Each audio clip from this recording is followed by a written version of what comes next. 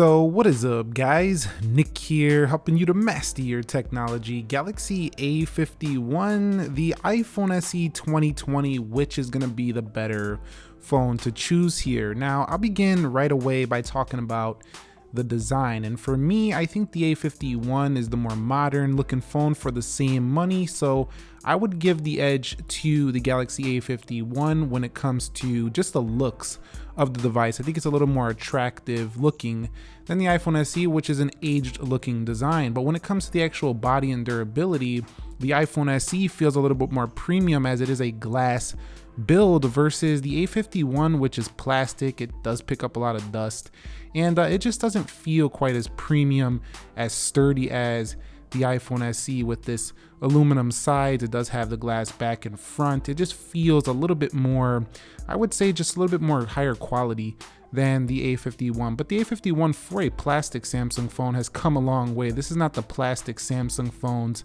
of the past. This is more like a glass-stick feel, like a mix between glass and plastic, but the iPhone SE still feels a little bit more premium. Now when it comes to display, the iPhone SE definitely gets pretty bright 625 nits. It does have haptic press, it does have True Tone, Night Shift, Dark Mode.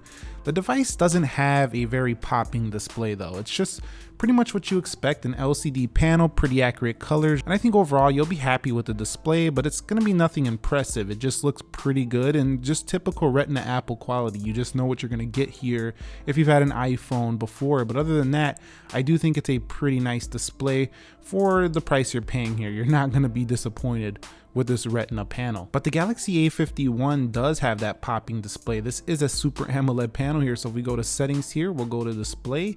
You can switch it between vivid and natural, and it's just a much more vibrant display. You're really gonna pay for the display with the A51. It's giving you a flat display as well, no curved panel going on here, so that's a nice touch as well. You do have gestures as well as the home button. I just put the home button because we are dealing with, you know, a home button iPhone in this comparison. But I gotta say, if you're gonna buy the A51, one of the main reasons you would pick this over the iPhone SE is just the display. You're getting so much more display for your money and a higher quality panel. So this is the real selling point for me of this device. And of course, dark mode will look great because, you know, OLED displays have really nice colors when it comes to the dark contrast with the black screens. It just looks really good. So A51 definitely for the display. But the iPhone SE strikes back in performance. There's no question about it. This phone is just faster than the A51 all day. This is more flagship grade performance. This is right up there with the 11 Pro, the 11 Pro Max. You've seen many of my speed tests already, and if you haven't, check them out. But I mean, the benchmarks are crazy on this phone. It does have only 3 gigs of RAM, but it's the A13 CPU in here. It's the chipset in here that makes this a boss performer. So if you're looking for top-notch performance between these two, you want to have very fast phone overall, you don't want the A51. You're gonna want this one right here. And it's not that the A51 is some slow, crappy phone. It's actually pretty quick. It's just not as smooth. It's kind of choppy sometimes. So you'll notice a little chop when going in between applications. The animations just don't look as smooth as like a flagship grade Samsung. But of course, this is an A series. This is not a flagship grade. And if you want better, more reliable performance, I would recommend upping to the A71. That one performs better than this one. This will do fine for the money. I think you'll be okay with it, but you're gonna run into some stutters here, some hangs here and there, and you're gonna be like, well, come on, A51, let's go, let's get this thing done. But if you have patience, you'll be fine here on the A51. It's just not as fast as the iPhone SE. Now when it comes to their software, I'm calling it a tie because it really just comes down to your preference. I think if you like a lot of features, you'll really love the A51. It does have a lot of features going for it here, but the iPhone SE is no slouch either in the features. There's a lot of features here for the SE as well, but it's just Samsung has always been crushing it with giving you pretty much a lot of features for the money, and it's no different here. You even get motions and gestures. You do get one-handed modes here. You do have reachability here for the iPhone SE, and the camera is upgraded for this phone, but it's iOS, as you know, whereas Samsung will probably give you a couple more features with a couple more updates for this device. So yeah, I think if you're going for feature software, go for the Galaxy A51. If you're going for minimal clean software with a lot of updates for a long time, you'll want the iPhone SE, but it really just comes down to Android versus iOS here. So I'm calling it a draw because it's really down to preference, but the software is smoother on the iPhone SE versus the One UI on the A51, but Samsung has come a long way, and this is a far cry away from TouchWiz days. Now for storage, I can't give either one of them a true win. Both of them can get up to 128 gigs, but you can go 256 maximum on the iPhone SE, whereas this one you can expand the memory. So if you want expandable memory, the A51 wins out. I think if you want fast phone memory, I think the iPhone storage is a little bit more, it just optimized better to not use as much space when you're using that storage, and also it's a little bit quicker storage. So you kind of got to choose between those two, but expandability makes the Galaxy A51 a little bit more storage available. And now for the cameras. The big deal here is there's a single camera on here for the iPhone SE, pretty much like the iPhone 8s, but it does have smart HDR and it does shoot amazing 4K 60p video.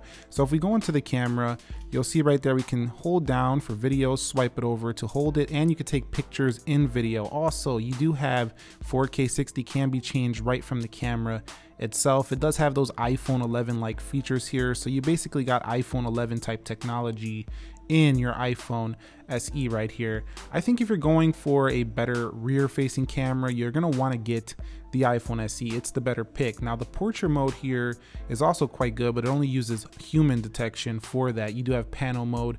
Overall, I gotta say that if you want the better rear camera, you'll want to go with the iPhone SE. It's going to give you better video quality, and it's just going to give you a better overall experience when you take video and just taking quick photos to post on social media and stuff like that. Okay, so talking about the rear sensor of the A51 though, don't write it off though. This is a 4 camera system on the back. You do have a 48 megapixel main. It does have an ultra wide camera as well as 2 other cameras, a 5 megapixel macro and a 5 megapixel depth sensor for portrait photography.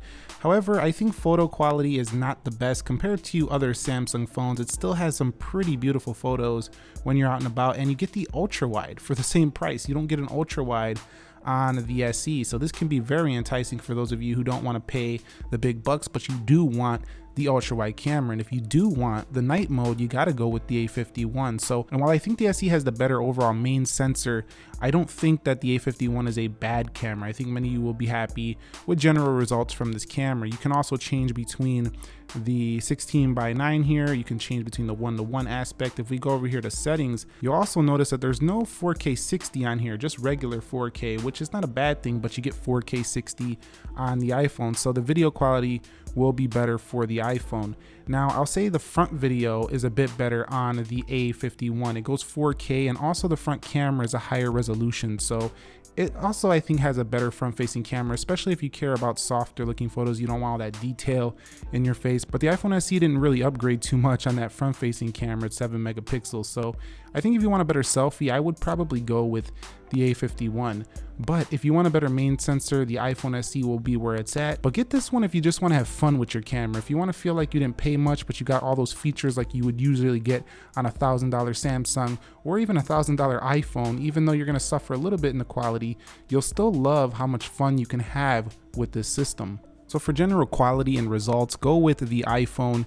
If you want fun and you don't care about having the highest quality video, highest quality photos, you like saturated photos, you like wide angle, you want to use night mode, you want to use all those nice features, go with the Samsung, you'll be happier. When it comes to audio, the iPhone SE does have dual stereo speakers, which is nice. The A51 doesn't have that, but there's no headphone jack. And now the A51 does have a loudspeaker right here, and it also has a headphone jack right there. So the headphone jack could be the deal breaker of the SE if you're comparing these two, but again, only a single loudspeaker, and it doesn't sound quite as loud as the SE. So we're down to, do you want a headphone jack or do you want better external speakers? If you want better external speakers, you'll have to pass on this one. But if you want a headphone jack, there's no other choice between these two but the A51. And I quickly just wanted to talk about the iPhone SE's fingerprint scanner. Touch ID is extremely fast and reliable, and that's pretty secure too. You know, it works with applications. I think you'll love this, iPhone SE's fingerprint sensor. It definitely feels super easy to use, and it's just joy to use Touch ID once again.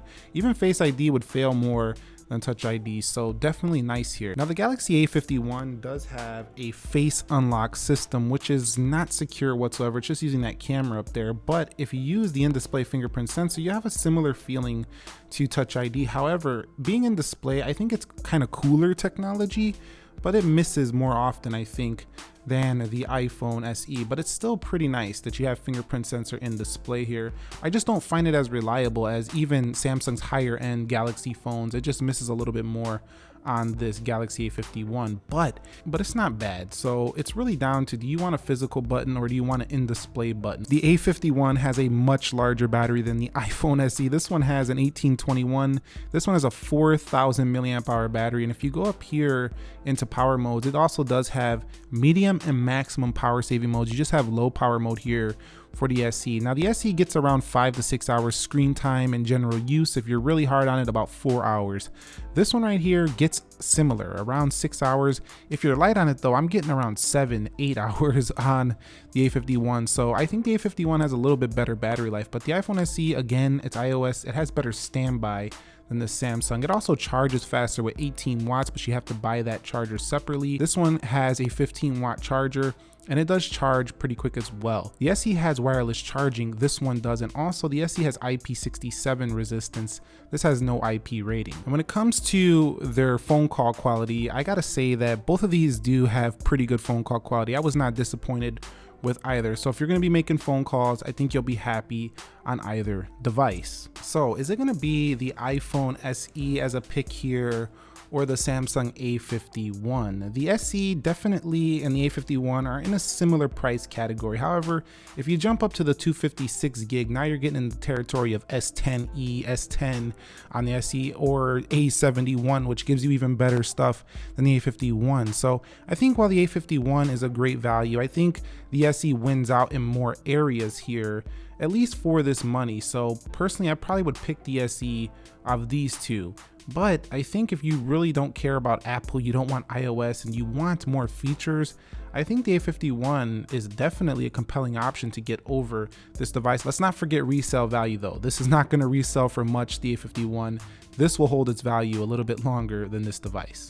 So that's it between the A51 and the iPhone SE. Both these phones I think will make the customer happy, whoever is gonna buy this device. And let us know if you got either one of these down below in the comments. Share your experience and which are you gonna pick? Or are you just skipping both of these out? You just wanted to check it out. Thumbs up if you enjoyed it, subscribe if you haven't already, and be sure to turn on notifications so you don't miss any of my upcoming updates. Stay safe, stay well. Nick here, peace.